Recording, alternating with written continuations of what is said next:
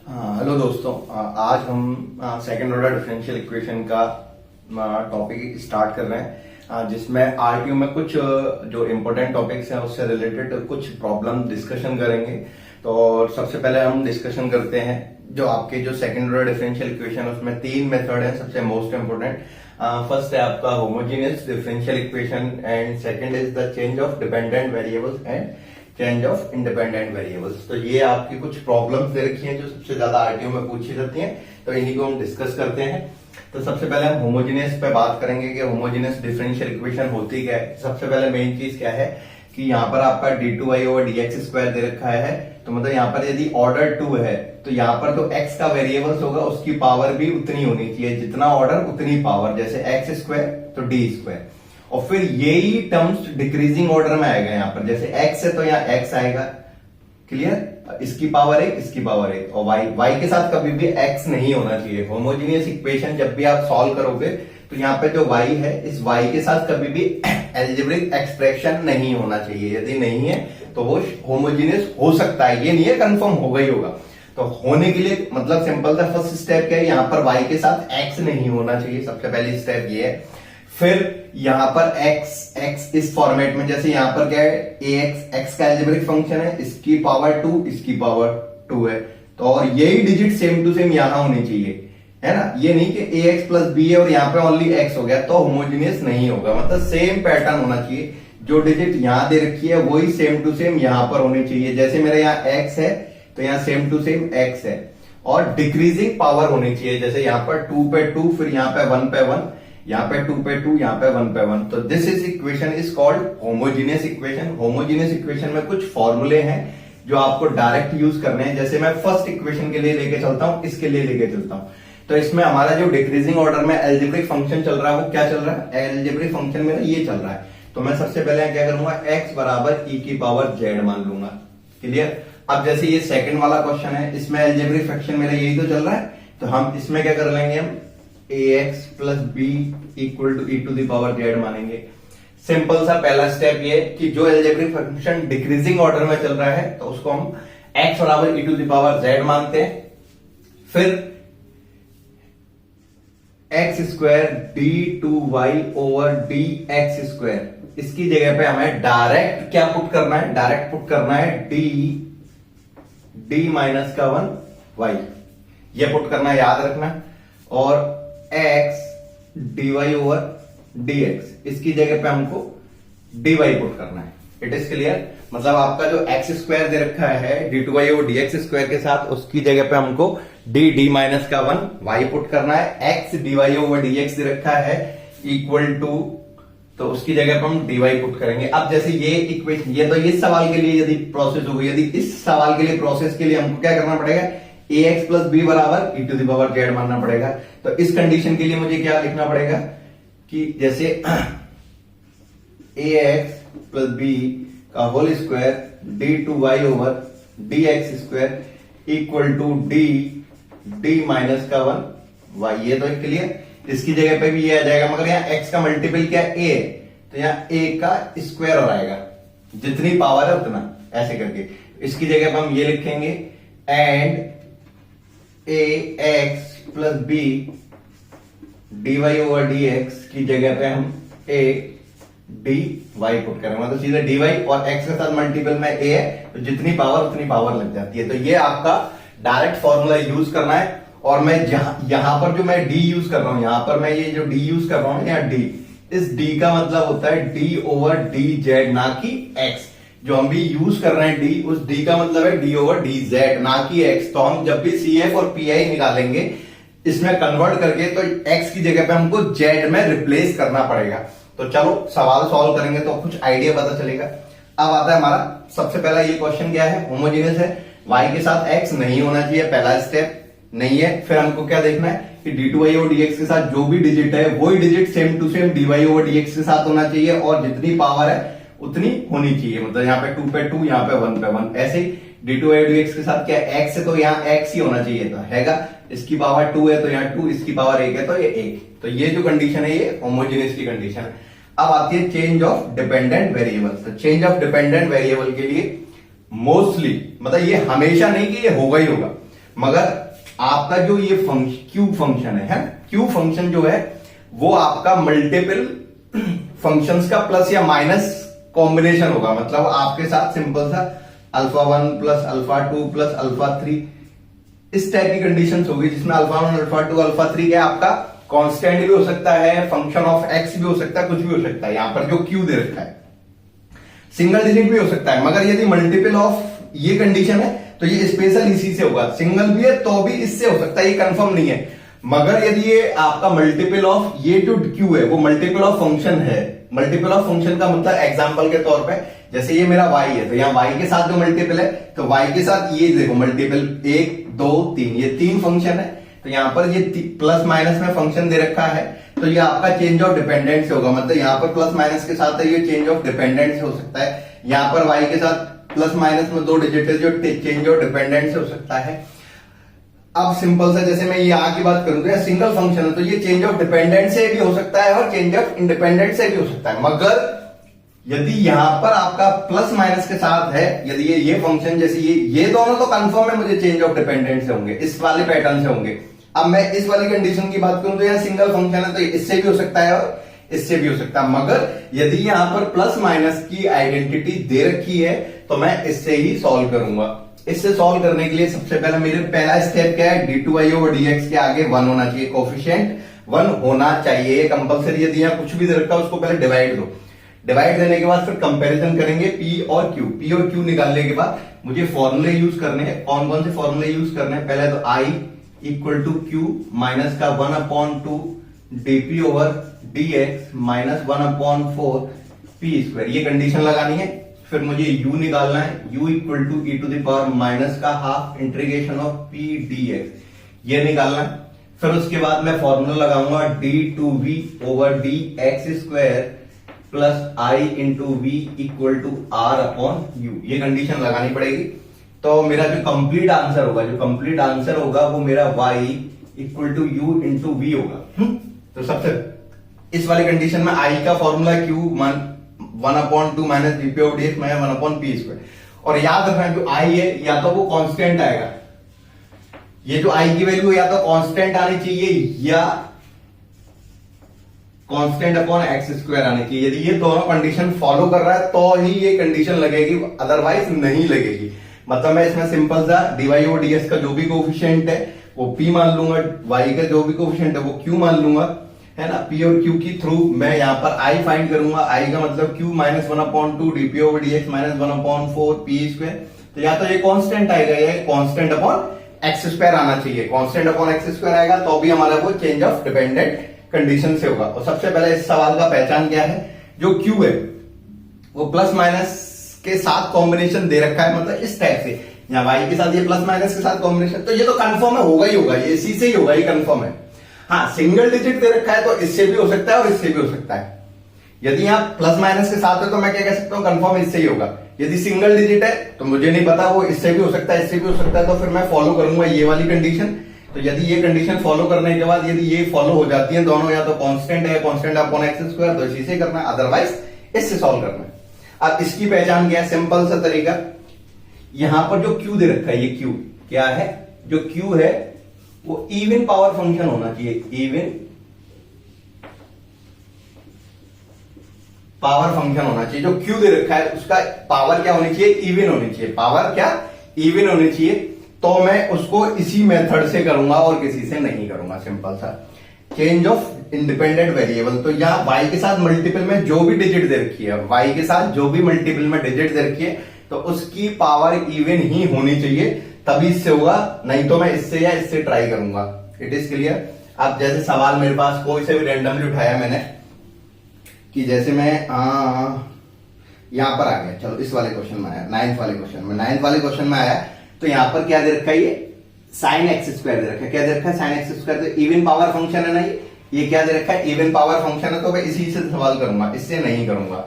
मतलब यहाँ पर जो क्यू दे रखा है उस क्यू की पावर क्या होनी चाहिए, इवन होनी चाहिए। तो ये क्योंकि यहाँ पर 1 दे रखा है, 1 है, चलो 1 है, तो सिंपल ये मेरा p के साथ ये q आ गया, q मतलब क्या होगा, साइन स्क्वायर एक्स हो गया, साइन स्क्वायर एक्स क्या है मेरा इवन पावर फंक्शन है, तो मैं इस वाले मेथड से करूंगा। अब जैसे मैं यहाँ पर बात करूं तो यहाँ पहले x है, तो इस x को मुझे डिवाइड देना पड़ेगा, तो डिवाइड देके मैं इसमें डिवाइड दिया, इसमें भी देंगे इसमें भी देंगे, जब इसमें डिवाइड देंगे तो क्या आएगा एक्स स्क्वायर आएगा, तो ये भी इवन पावर फंक्शन हो गया, तो मैं इस वाले मेथड से सॉल्व करूंगा, इवन पावर है तो है। अब जैसे मैं इसकी बात करूं तो यहाँ पे cos दे रखा है, पहले इसको मैं डिवाइड दूंगा तो इसके साथ भी डिवाइड देंगे और इसके साथ भी डिवाइड देंगे, जब मैं इसके साथ डिवाइड दूंगा तो cos स्क्वायर आएगा, और cos स्क्वायर आएगा तो फिर ये इवन पावर हो गया, तो इवन पावर का मतलब ये वाला यूज करना है। It is clear. तो आपको क्वेश्चन कैसे पहचानने हैं, यदि यहाँ पर Q प्लस माइनस के साथ कॉम्बिनेशन दे रखा तो ये कंफर्म है इससे ही होगा, मैं ये नहीं कह सकता कि सिंगल वाला भी इससे हो सकता है, मगर यदि प्लस माइनस में दे रखा तो मैं इससे ही सॉल्व करूंगा। हाँ, यहां पर क्या है, आपको Q देखना है, उस Q की पावर यदि इवन है, क्या है, Q की पावर इवन है, तो आपको इसी मेथड से सॉल्व करना है, और इस मेथड के कुछ फॉर्मूले हैं। तो सबसे पहले मेरे पास क्या लगेगा, Q1 equal to Q upon dz over dx का square and P1 equal to d square z over D x square plus का P dz over dx upon dz over dx का स्क्वायर, और जो P1 है तो simple सा मेरे पास मैंने ये होमोजेनियस के सिंपल क्या होता है, x square D two y और डी एक्स स्क्वायर, ये जो बॉक्स बना रखा है उसकी वैल्यू फिक्स है, उसकी जगह पे हमेशा d y over d minus one y put करना है, और जैसे ये बॉक्स बना रखा है x d y over D x, इसकी जगह पे फिक्स है x d y over D x की जगह पे आपको डी वाई पुट करना है। यदि आपकी प्रॉब्लम ऐसे ना आके इस कंडीशन में आती है, मतलब ए एक्स प्लस बी का whole square D two Y over D x square, तो ये रहा A X plus B square D two Y D x square की वैल्यू डी माइनस का वन बाई, मतलब यही वाली कंडीशन आएगी, बस यहाँ पर एक्स के साथ क्या है, ए मल्टीपल में दे रखा है तो यहाँ पे ए और पावर 2 है तो ऊपर 2 लग जाएगी। ऐसे यहाँ पर ये वाली जो कंडीशन और ये इसकी कंडीशन तो वही डी यही लगेगा, इसकी जगह पे भी मेरे को यही पुट करना, ये इसकी जगह पे मुझे डी वाई पुट करना, बस यहाँ पर एक्स की वैल्यू क्या ए दे रखी है तो यहाँ ए है, और यहाँ पे जो एफ ऑफ एक्स है वो कन्वर्ट होना चाहिए एफ ऑफ जेड में, यहाँ पर जो एफ ऑफ एक्स है वो एफ ऑफ जेड में कन्वर्ट होना चाहिए। तो सिंपल यहाँ पर जो एक्स चल रहा है, ये एक्स जो है तो एक्स बराबर ई टू द पावर जेड मानना है, यहाँ पर आपका ए एक्स प्लस बी चल रहा है, तो ए एक्स प्लस बी क्या चल रहा है, ई टू द पावर जेड हो जाएगा ये करके, तो ये आपका होमोजेनियस कंडीशन है। होमोजेनियस कंडीशन के साथ वाई में कभी एक्स नहीं आना चाहिए, पहली बात। चेंज ऑफ डिपेंडेंट में क्या कंडीशन होती है, यहाँ पर जो वाई है, वाई के साथ यदि प्लस माइनस का सिंबल दे रखा है तो मैं इसी मेथड से करूंगा, इससे नहीं करूंगा, है ना। सिंगल है तो भी इससे हो सकता है, मगर यदि प्लस माइनस का है तो इसी मेथड से सॉल्व करना और किसी से नहीं करना सॉल्व, है ना। सिंगल भी इससे हो सकता है, मगर प्लस माइनस वाला तो कंफर्म इसी से होगा, मतलब प्लस माइनस का मैंने बताया ना, इस टाइप की कंडीशन दे रखी है तो इसी से हो सकता है। सिंपल, फिर मुझे क्या निकालना था, इस वाली कंडीशन में सबसे पहले यहाँ पे 1 होना चाहिए, जो भी डिजिट है उसको डिवाइड दे दो, डिवाइड देने के बाद मैं सिंपल P और Q को कंपैरिजन करूंगा, dy ओवर dx का जो मल्टीपल होगा वो P कहलाएगा, y के साथ मल्टीपल जो होगा Q कहलाएगा। P और Q की वैल्यू निकाल के मैं इसमें पुट कर दूंगा, इसमें पुट करने के बाद कांस्टेंट या कांस्टेंट अपॉन एक्स स्क्वायर वाली कंडीशन आनी चाहिए, तो कांस्टेंट वैल्यू आएगी इसको कैलकुलेशन करने पर, या कांस्टेंट अपॉन एक्स स्क्वायर, ये दो कंडीशन आनी चाहिए, तभी मेरा ये डिपेंडेंट वाली कंडीशन फॉलो करेगा। फिर u निकालूंगा, u का formula e to the power minus का हाफ pdx होना चाहिए। जब u और i निकल के आ जाएगा तो मैं इसमें कंडीशन में पुट कर दूंगा, इस कंडीशन को सॉल्व करके यहाँ से v निकल के आएगा, तो मेरा complete solution y equal to u into v होता है। ये तो ये हो गया। अब change of independent variable, change of independent variable का ये है कि सबसे पहले यहाँ 1 होना चाहिए। हाँ, यहाँ पर q की पावर इवन है तो कंफर्म नहीं कह सकता इससे ही होगा, मगर ऑड है तो इससे नहीं होगा। पहली बात कि यदि यहाँ पर Q की पावर ऑड है तो मैं इस मेथड से नहीं करूंगा। हाँ, इवन है तो हो भी सकता है और नहीं भी हो सकता है, मगर ऑड है तो ये मेथड नहीं लगेगा, ये कंफर्म है। अब सिंपल यहां से मैंने क्या करना है, Q की इवन पावर होनी चाहिए मेथड है। फिर फॉर्मूला है Q1 equal to Q dz over dx का square, P1 equal to this d2z over dx square plus P dz over dx upon dz over dx का स्क्वायर। जो P1 है वो हमेशा ऑलवेज कांस्टेंट आना चाहिए, क्या आना चाहिए, कांस्टेंट आना चाहिए। और R1 equal to R dz over dx का स्क्वायर, और जो R1 है वो फंक्शन ऑफ Z होना चाहिए, मतलब इस R1 को आपको Z में कन्वर्ट करना है, X में नहीं करना है। और फिर इसमें P1, Q1 और R1 की यहां से जो वैल्यू आएगी वो आपको यहाँ पुट करनी है, पुट करके इसका सॉल्यूशन निकालना है। सॉल्यूशन निकालने के बाद आपका फाइनल आंसर हो जाएगा। और इसके जो आंसर में याद रखना हमेशा कि x नहीं आएगा, क्योंकि यहाँ नीचे z दे रखा है, क्या दे रखा है, सॉरी यहाँ पर z है, क्या है ये, z है, तो यहाँ z आता है ना, तो उस z को फिर हम कन्वर्ट करेंगे फाइनल आंसर के बाद, एक जब आंसर आएगा उसमें कन्वर्ट करके सॉल्व करेंगे। तो ये मैं बताता हूँ कैसे z आता है, क्या चीज है। तो ये बेसिक आपके कॉन्सेप्ट है, आपका सेकंड ऑर्डर डिफरेंशियल इक्वेशन के 3 मेथड है, जो क्वेश्चन पूछे जाते हैं और ये जो क्वेश्चन दे रखे हैं वो आरटीयू के हिसाब से बहुत ही मोस्ट इंपोर्टेंट क्वेश्चंस हैं। इनमें से कोई ना कोई फाइनल आंसर क्वेश्चन जरूर मिलेगा आपको, वो भी लॉन्ग क्वेश्चंस में आएगा, सी पार्ट में आएगा। तो आई होप इन क्वेश्चन को समझाने पर आपको ये चैप्टर समझ में आ जाए।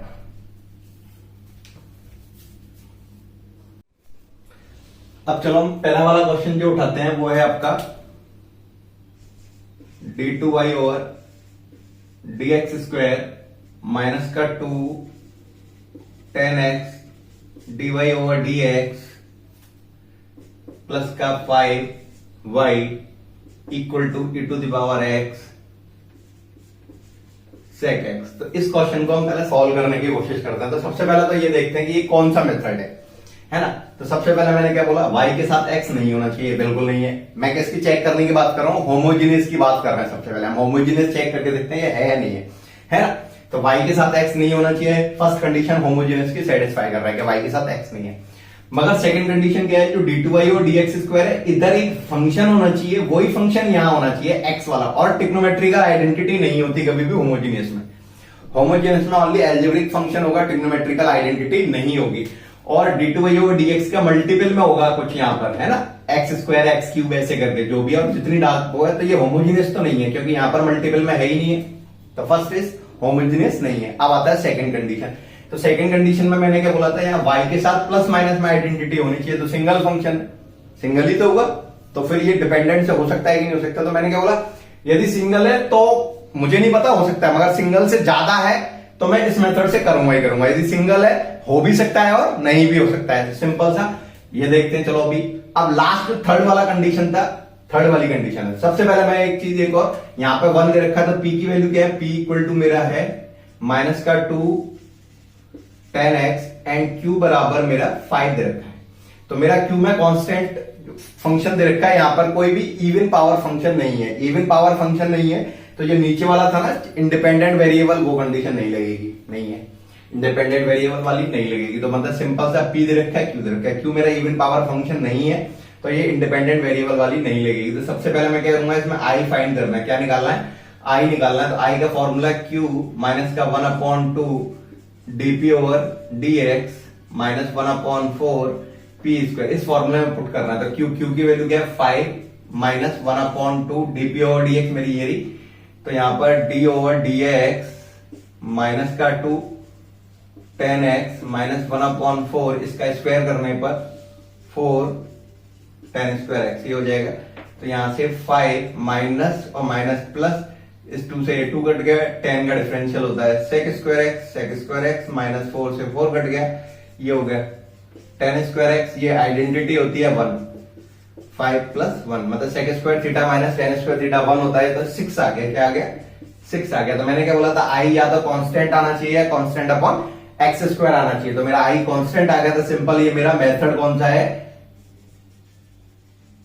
चेंज ऑफ डिपेंडेंट वेरिएबल, है ना, ये सिंपल। तो आपको यदि कंफ्यूजन होता तो ये फॉर्मूला लगा के देख लो बस, सीधे सीधे सिंपल। i का फॉर्मूला लगा दो, i कैलकुलेशन करके कांस्टेंट या कांस्टेंट अपॉन एक्स स्क्वायर आ रहा है तो ये आपका चेंज ऑफ डिपेंडेंट है। इसको चेक करने में कितना टाइम लगेगा, ज्यादा 1 मिनट लगेगी बस, ये लगा दिया। अब हम निकालते हैं u, क्या निकालना है मुझे, u निकालना है। तो u का formula e to the power minus का half integration of p dx। चलो e to the power minus half integration of p, p की वैल्यू क्या है माइनस का 2 10x माइनस माइनस कट गया, 2 से 2 कट गया, तो ये आपका इंटीग्रेशन ऑफ 10x हो जाएगा। और 10 का इंटीग्रेशन log sec x होता है, क्या होता है log sec x। तो e और ये कट के ये sec x आ गया, ये आ गया आपका u भी आ गया। तो मुझे इस वाले क्वेश्चन से कोई मतलब नहीं है। मेरा फॉर्मूला क्या होता है, d2v over dx square plus i into v equal to r upon u। इसमें पुट कर देना जो जो निकला है। तो यहां पर मेरा d2v over dx square plus i की वैल्यू क्या है 6 इंटू v, r मेरा क्या है तो p q r, r का मतलब होता है इक्वल के क्या दे रखा है, इक्वल के मेरा ये दे रखा है तो ये होगा e to the power x sec x। तो यहां पर e to the power x sec x upon u की वैल्यू कैलकुलेशन करके क्या है ये sec x, इससे कैंसिल हो गया।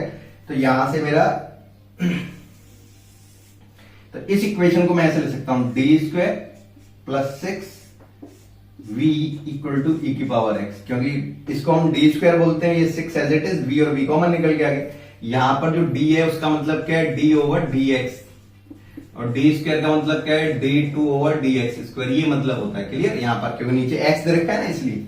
तो ये जो इक्वेशन है ये आपका CF और PI से सॉल्व होगा। तो इसका सिंपल से क्या होगा, अपना एक्सिलरी इक्वेशन क्या आएगी इसकी, m स्क्वायर प्लस 6 बराबर 0। सो देन यहां से m स्क्वायर बराबर माइनस 6, सो यहां से m बराबर प्लस माइनस रूट के अंदर माइनस 6 इक्वल टू, तो यहां से मेरा m बराबर क्या आ जाएगा, तो माइनस का मतलब आयोटा आएगा और रूट 6 के अंदर ही आ जाएगा। तो ये कंडीशन आ गई। तो इसका जो CF पार्ट आएगा, CF, क्योंकि यहां पर रियल वैल्यू क्या है, 0 तो देखिए, रियल वैल्यू क्या है मेरी, 0 दे रखी है, तो e की पावर 0, क्योंकि नीचे यहां पर क्या है, x दे रखा है, इसलिए x आएगा। C1 cos root 6x and C2 sine root 6x, ये हो जाएगा CF, है ना। अब इसका PI निकालेंगे, तो PI निकालने का मतलब PI equal to 1 upon d square plus 6 e की पावर x। अब e की पावर मेथड पता ही रखा है PI। यदि आपको CF और PI नहीं आता तो पहले मेरे हायर ऑर्डर डिफरेंशियल इक्वेशन वाला वीडियो देखना, तभी आपको ये चैप्टर क्लियर आएगा। तो x की यहाँ कोएफिशिएंट क्या बन वहां पुट कर दूंगा, तो यहाँ e to the power x equal to 7 हो जाएगा। तो मेरा जो फाइनल आंसर है, यहां से मेरा क्या आएगा, v equal to CF plus PI, क्योंकि यहाँ क्या है, ये v है, तो क्या निकल के आएगा मेरा, v equal to CF plus P आएगा। CF मेरा क्या है, तो v equal to C1 cos root 6x and C2 sine root 6x CF plus PI e to the power x upon 7। तो ये तो v आ गया। तो फाइनल आंसर क्या है मेरा, आंसर क्या है, y equal to u into v। तो u की वैल्यू क्या है मेरी, ये दिस, एंड v की वैल्यू क्या है, दिस। तो इसको और इसको मल्टीप्लिकेशन करके लिख देना, तो आपका फाइनल आंसर आ जाएगा। तो मेरा ये वाला जो क्वेश्चन था वो मेरा किससे था, चेंज ऑफ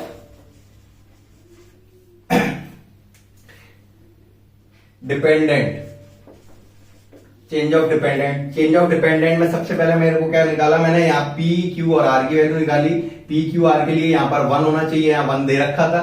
फिर मैंने I कैलकुलेशन किया, I कैलकुलेशन का फॉर्मूला ये रहा। I कैलकुलेशन करने के बाद ये हमेशा कांस्टेंट आना चाहिए, क्या आना चाहिए, कांस्टेंट या कांस्टेंट अपॉन x स्क्वायर आना चाहिए। यदि ये कंडीशन फॉलो कर रहा है तो मेरा ये इस मेथड से होगा, चेंज ऑफ डिपेंडेंट मेथड से होगा। तो सिंपल सा, फिर मैंने यहाँ I निकल के आ गया, I निकलने के बाद कांस्टेंट आ रहा है मेरा, ये रहा कांस्टेंट आ रहा है। तो फिर मैंने u निकाला, u का फॉर्मूला यहाँ लगा दिया, ये u का फॉर्मूला है मेरे यहाँ पर, ये u का फॉर्मूला पुट करके इंटीग्रेट करके यहाँ से u आ गया। जब I और u आ जाएगा तो मैं इस वाले फॉर्मूले में पुट करूंगा, ये वाला फॉर्मूला है d2v over dx square plus I into v equal to r upon u, इस फॉर्मूले में पुट करना है, पुट करके ये आ गया। और जब इसमें पुट करोगे तो ये जो कंडीशन है वो आपकी हायर ऑर्डर कांस्टेंट कोएफिशिएंट में कन्वर्ट हो जाएगी। मतलब इस सवाल को फिर आपको किससे सॉल्व करना है, ये CF और PI वाली कंडीशन से सॉल्व किया जाएगा। अब हम नेक्स्ट वाली प्रॉब्लम पे लेके चलते हैं, इस सेकंड वाली प्रॉब्लम को कैसे सॉल्व करते हैं, क्या चीज है, क्या है। अब हमारा सेकंड क्वेश्चन है मेरा x square d2y over dx square minus का x dy over dx minus का 3y equal to x square log of x, ये दे रखा है। तो सिंपल पहला स्टेप, इसको फिर देखते हैं होमोजीनियस से। होमोजीनियस का मतलब y के साथ x नहीं होना चाहिए, पहला कंडीशन फुलफिल कर रहा है। अब x के साथ देखो यहाँ पे x स्क्वायर है तो इसकी पावर क्या है, d2y डी स्क्वायर, या x ही चल रहा है। यदि x है यहाँ पर भी x ही है, यदि यहाँ x होता और यहाँ कुछ और होता तो ये होमोजीनियस नहीं होता, पहली बात है ना। यहाँ x है, यहाँ पर भी x है, इसकी पावर 2 है, इसकी पावर 1 है, क्योंकि 2 पे 2 पावर, इसकी 1 पे 1 पावर। तो ये जो है कंडीशन वो आपकी होमोजीनियस की कंडीशन फुलफिल कर रहा है। तो यहां पर हम क्या करते हैं, x बराबर e की power z and d equal to d over dz, ये होगा, है ना। लेट x की वैल्यू क्या है, क्योंकि यहां पर x ही तो चल रहा है मेरा, x ही चल रहा है ना, इसलिए हम x बराबर e to the power z मानते हैं। और जो हम d यूज करेंगे, अब जो d लिखेंगे वहां d ओवर dz होगा, ना कि x होगा। तो मैंने अभी इससे पहले बताया था ना कि इससे इसकी जगह पे क्या लिखा जाएगा, d माइनस का 1 y, माइनस इसकी जगह पे क्या लिखा जाएगा डी वाई माइनस का 3y इक्वल टू, अब ये जो है वो फंक्शन ऑफ जेड होना चाहिए। फंक्शन ऑफ जेड बनाने के लिए हम क्या करेंगे, इसको हम सॉल्व कर देते हैं। इस लाइन को हम ऐसे भी लिख सकते हैं log ऑफ x बराबर जेड। जब ई को इधर ट्रांसफर करते हैं तो वो लॉग में कन्वर्ट हो जाती है। अब ये वाली वैल्यू और ये वाली वैल्यू को आप इसमें पुट करेंगे, तो जब मैं यहां पर ये पुट करूंगा तो ये हो जाएगा ई की पावर जेड का स्क्वायर और log x बराबर क्या है जेड, ये हो गया। अब सिंपल इसको सिंपल डी स्क्वायर माइनस का डी माइनस का 3y कॉमन निकाल लिए, यहां आपका जेड ई की पावर 2 जेड में कन्वर्ट हो गया, ये रहा। अब ये जो है वो हायर ऑर्डर डिफरेंशियल इक्वेशन हो गई विद कांस्टेंट कोएफिशिएंट। अब यहां पर x ना होके जेड में चल रहा है काम, तो जैसे हम x के लिए सवाल सॉल्व करते हैं उसी टाइप से हम जेड के लिए सवाल को सॉल्व करेंगे। तो सिंपल यहां पर क्या हो गया, ये इसको मैं डायरेक्ट एक स्टेप कम लिख रहा हूं। एक्सिलरी इक्वेशन तो यहां हो जाएगा एम स्क्वायर माइनस का 2m माइनस 3 बराबर 0। तो यहां से एम स्क्वायर माइनस का 3m प्लस m माइनस 3 बराबर 0। तो यहां से मेरा m की वैल्यू आ जाएगी, m कॉमन आ गया था m माइनस 3 प्लस 1 कॉमन आ गया m माइनस 3 बराबर 0। तो यहां से m प्लस 1 और m माइनस 3 बराबर 0। तो m की वैल्यू क्या आ गई -1 और 3 आ गई। तो इसका CF पार्ट क्या आएगा, CF आएगा इसका C1 e की पावर। अब क्योंकि यहाँ पर नीचे क्या है d के साथ क्या चल रहा है z चल रहा है, तो x मत लिख देना बच्चे। सबसे बड़ी गलती क्या करते हैं इसमें, होमोजेनस में यहाँ x लिख देते हैं, वहां गलत हो जाएगा। तो यहाँ पर सिंपल माइनस का z आएगा and C2 e to the power 3 z आएगा, क्योंकि यहाँ पर d की जगह पे क्या है d ओवर dz है। यहाँ पर जो d लिख रहा हूं उसका मतलब d ओवर dz है, ना कि x है। तो ये तो CF हो गया। अब हम इसका PI निकालते हैं, PI equal to 1 upon d square 2d minus 3 e की पावर 2z इंटू जेड, ये आ गया। अब सिंपल सा, क्योंकि PI के लिए हम क्या करते हैं, आप e का इंटू किसी फंक्शन के साथ है वो प्रॉपर्टी यूज करेंगे। तो प्रॉपर्टी क्या करती है, e को इस तरफ ट्रांसफर कर देंगे, इस e को हम इस साइड लेके जाएंगे। तो e को इस साइड ले जाने में क्या होता है, जहां भी d लिखा है d के साथ में ये जो डिजिट है 2 इसको ऐड कर देना। तो यहां पर d प्लस 2 का whole square minus 2 d plus 2 minus 3 और ये z रह गया। आपको यदि ये नहीं आता है तो प्लीज आप सबसे पहले मेरा हायर ऑर्डर डिफरेंशियल इक्वेशन में जो मेथड रखे उनको देखो, जिससे आपको मेथड समझ में आ जाएगा, फिर ये आप इजी तरीके से सॉल्व कर सकते हो। सिंपल था, ये हो गया। इसको सिंप्लीफाई किया तो यहाँ e की पावर 2z 1 अपॉन ये हो जाएगा आपका डी स्क्वायर प्लस का 4 प्लस का 4d माइनस का 2d minus 4 minus 3 z equal to e की पावर 2z डी स्क्वायर। तो ये 4 से 4 कैंसिल हो गया, यहां से ये प्लस 2d माइनस 3 जेड। अब ये एल्जेब्रिक आ गया। अब एल्जेब्रिक के लिए भी कंडीशन बताई थी मैंने, तो एल्जेब्रिक के लिए सिंपल था, यहां से कांस्टेंट वैल्यू कॉमन निकाल लेता हूं, तो यहाँ -3 कॉमन निकाल लेता हूं। क्या लेता हूं, -3 कॉमन निकालते हैं हमेशा। तो e to the power 2z -3 common निकाला, तो जब मैं -3 कॉमन निकालूंगा तो यहाँ 1 बचेगा, 1 ये रहा 1। इसमें -3 का डिवाइड लग जाएगा माइनस का डी स्क्वायर अपॉन 3, इसमें माइनस का डिवाइड लग जाएगा माइनस का 2d अपॉन 3, और इस डिनोमिनेटर को जब मैं ऊपर की तरफ लिखूंगा तो माइनस पावर हो जाएगी, है ना। कि मतलब जैसे मेरा कोई भी डिजिट है 1 अपॉन x है, इसको मैं ऊपर लिखता हूं तो x की पावर -1 हो जाएगा ना। तो इस डिनोमिनेटर को मैंने ऊपर लिखा है, इससे माइनस हो गया। तो इसको हम इस तरीके से लिख देते हैं, e की पावर 2z 1, और इसको मैं प्लस ले लेता हूं इधर करके, और अंदर में माइनस में डाल देता हूं, यहाँ D square upon 3 minus 2d upon 3 की पावर -1 जेड, ये हो गया। अब वही जैसे हमने एल्जेब्रिक वाले सॉल्व करते हैं, एल्जेब्रिक वाले के लिए मेरे पास कंडीशन क्या होती थी, 1 प्लस एक्स की पावर -1 का formula 1 minus x plus x square minus x cube, ये वाला फॉर्मूला खुलता था। यहाँ पे पावर क्या है, जेड की 1 पावर है, तो ये ओनली इतना टर्म्स खुलेगा बस, है ना। तो इस हिसाब से खोल दिया मैंने यहाँ पर।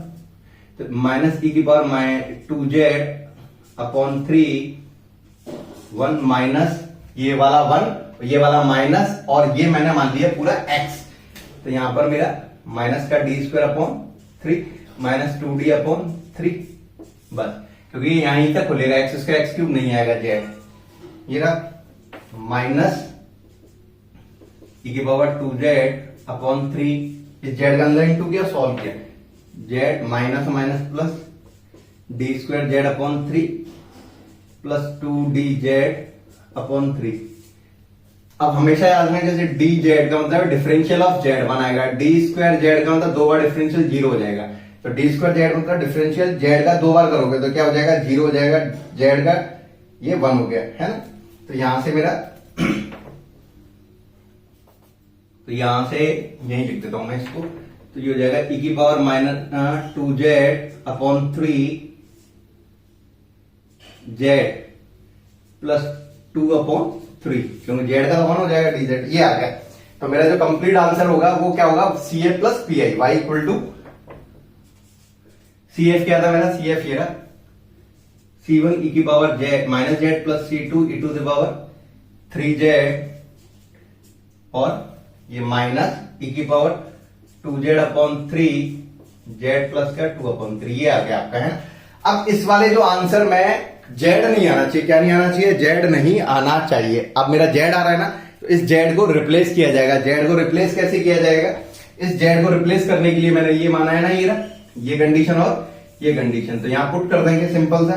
तो जैसे ई की पावर माइनस जेड है, तो यहाँ पर ई की पावर माइनस जेड के हिसाब से एक्स की पावर माइनस 1 हो जाएगी, तो यहां पर क्या हो जाएगा, इसकी जगह पे C1 एक्स की पावर माइनस 1, यहाँ C2 ई की पावर 3z है, तो मतलब एक्स की पावर 3 हो जाएगा, क्योंकि यहाँ पे पावर 1 है तो 1 आएगी, इसकी पावर जो भी आएगी वो इस पे चढ़ा देना सीधे सीधे। तो ये हो गया, यहाँ पर क्या है आपका माइनस एक्स स्क्वायर अपॉन 3, ये जेड। अब जेड की वैल्यू क्या दे रखी है मेरी, जेड बराबर ये रहा log x दे रखा है, तो यहां पर क्या आएगा log x प्लस 2 अपॉन 3। तो ये मेरा फाइनल आंसर आएगा, इसमें मत छोड़ देना, इसको फिर कन्वर्ट करना पड़ेगा x में। तो होमोजीनियस वाली कंडीशन वाले सवाल को आपको ऐसे सॉल्व करना होगा। इट इज क्लियर होमोजीनियस के सवाल को। मेरे और सवालों का सॉल्यूशन चाहिए तो मेरे जो वीडियो है इसको ज़्यादा से ज़्यादा लाइक कीजिए और ज़्यादा से ज़्यादा शेयर कीजिए, जिससे मैं और आगे के क्वेश्चन सॉल्व कर सकूं, है ना। तो जितना ज़्यादा से ज़्यादा शेयर करोगे तो मुझे लगेगा कि आप भी मेहनत कर रहे हो, तो आपकी मेहनत का सपोर्ट मैं भी करूँगा और इन सवालों के सॉल्यूशन आपको जल्दी से जल्दी देने की कोशिश करूँगा। Okay, thank you.